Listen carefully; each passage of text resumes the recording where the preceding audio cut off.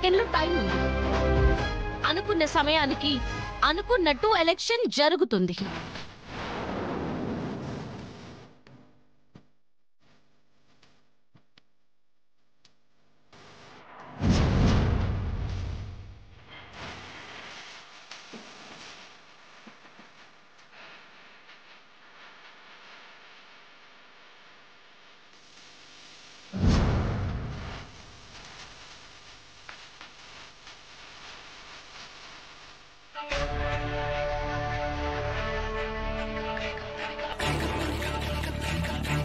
పల్లవి, నువ్వు కూడా రా.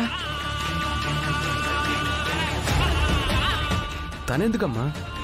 చరణ్, ఇక్కడలాగే అక్కడ మళ్ళీ అటాక్ జరిగితే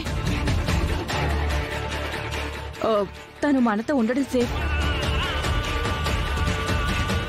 నువ్వు రా అమ్మా. నేనా? నువ్వే రా. టైం అవుతుంది పల్లవి, త్వరగా రా.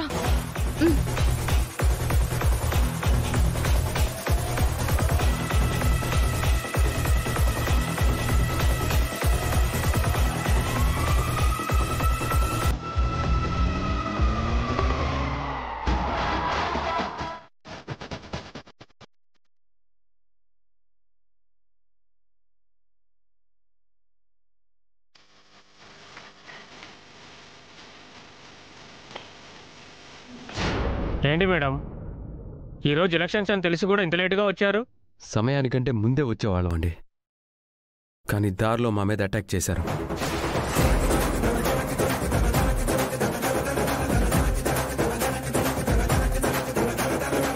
అటాక్ చేశారా? అవును. ఈ ఎలక్షన్స్ లో నేను పార్టిసిపేట్ చేయకూడదని, నేను గెలవకూడదని ఎవరు నన్ను ఆపాలని చూశారు. నన్ను చంపాలని చూశారు. మిమ్మల్ని చంపాలనుకున్నది ఎవరు మేడం?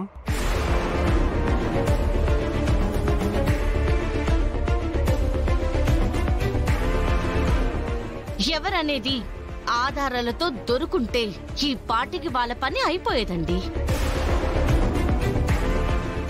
రండి మేడం, టైం అవుతుంది, పోలింగ్ స్టార్ట్ చేద్దాం.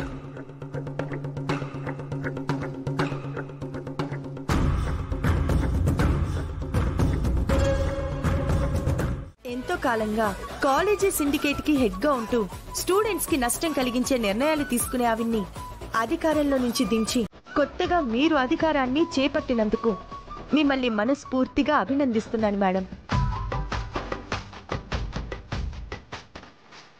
ఇక నుంచి మీరు తీసుకునే నిర్ణయాలతో స్టూడెంట్స్ కి మేలు జరుగుతుందని ఆశిస్తున్నాం. మీరు ఆశిస్తున్నట్టు ఇక నుంచి అన్ని మంచిగా జరుగుతాయి మేడం.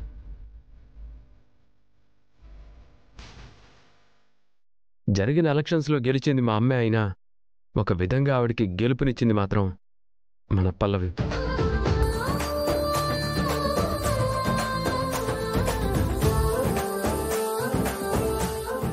తనని అప్రిషియేట్ చేయండి.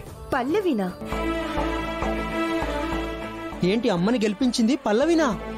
అవునరా, ఎలక్షన్స్కి మమ్మల్ని అటెండ్ అవ్వకుండా చేయాలని చెప్పి దారిలో మా మీద ఎవరు అటాక్ చేయించారు. అప్పుడే పల్లవి వచ్చి కాపాడింది.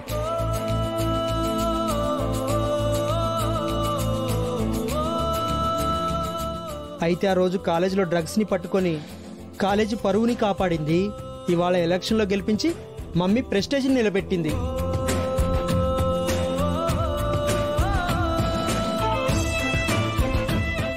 అయితే తప్పకుండా అప్రిషియేట్ చేయాలి.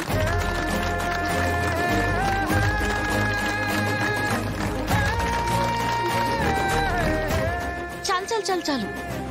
చరణ్ నా గురించి అనవసరంగా చాలా ఎక్కువ చెప్తున్నాడు.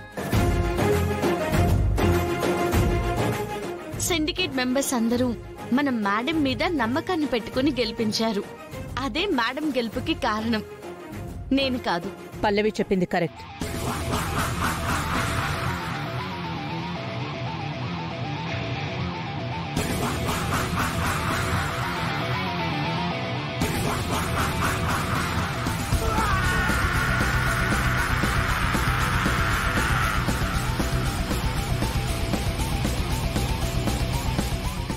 నువ్వు చెప్పినట్టే ఇంతకాలం ఆ సిండికేట్ ని రన్ చేస్తూ వచ్చాను.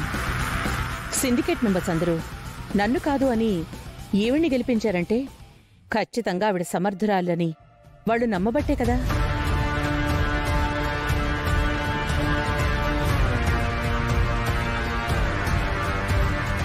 ఈ పోటీలో గెలిచి సిండికేట్కి మీరు లీడర్ అయినందుకు మిమ్మల్ని మనస్ఫూర్తిగా అభినందిస్తున్నాను సుమలత గారు. Thank you. కానీ మీరు ఇక్కడి వరకు వచ్చి ఆశ్చర్యంగా ఉందా?